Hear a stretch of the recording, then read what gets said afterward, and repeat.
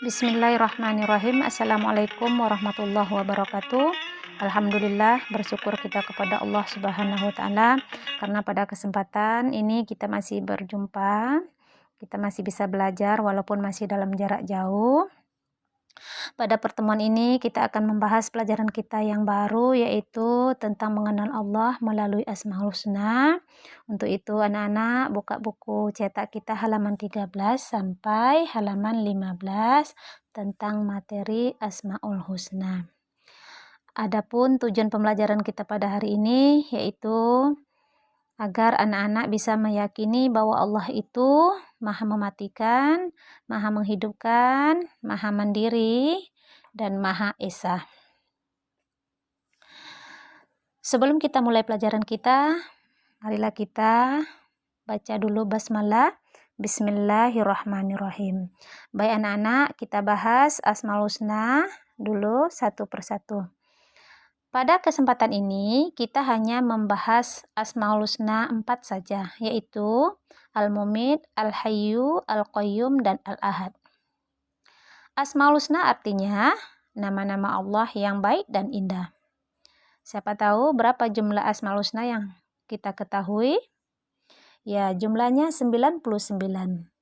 Baik anak-anak, kita bahas Asmaul Husna yang pertama.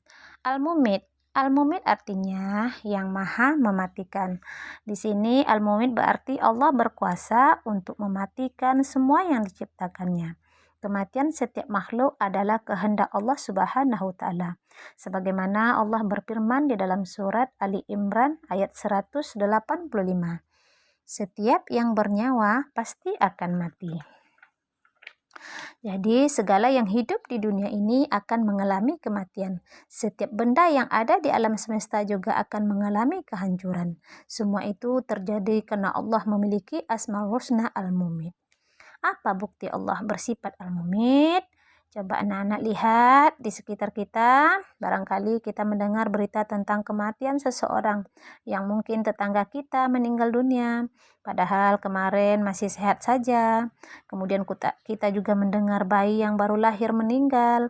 Ada juga yang meninggalnya masih muda, dewasa, dan usia lanjut. Dan coba perhatikan juga di sekeliling kita ada pohon yang tiba-tiba kering dan mati. Ada juga bunga yang layu meskipun sering disiram. Banyak ayam yang mati karena diserang penyakit. Masih banyak lagi contoh kematian makhluknya. Contoh di atas merupakan bukti bahwa Allah memiliki sifat Al-Mumit.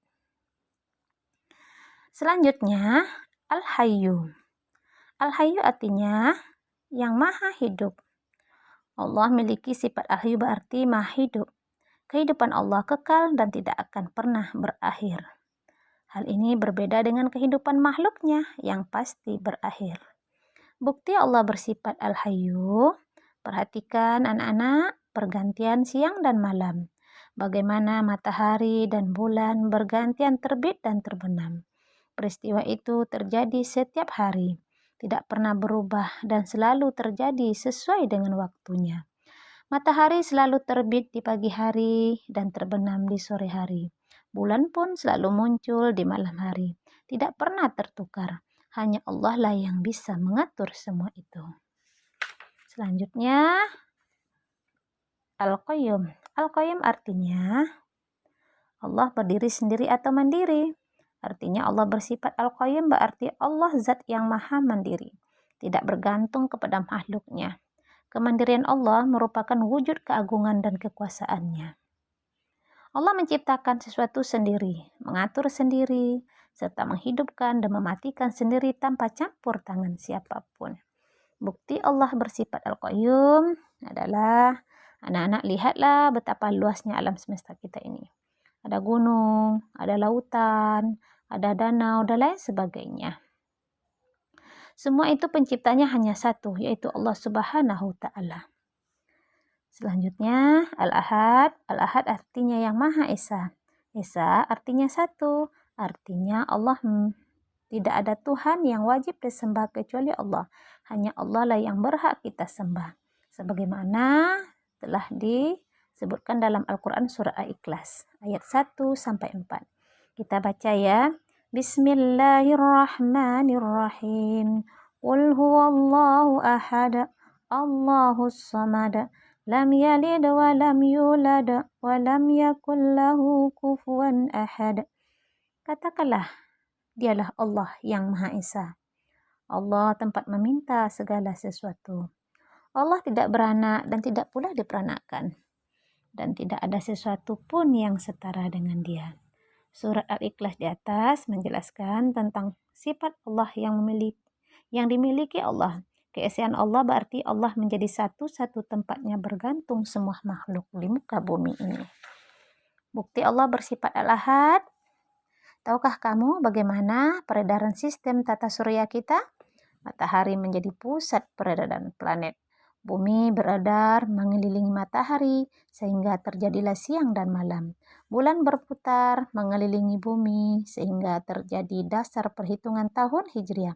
Semua planet berputar pada porosnya hingga tidak saling bertabrakan. Semua itu hanya Allah lah yang bisa mengaturnya.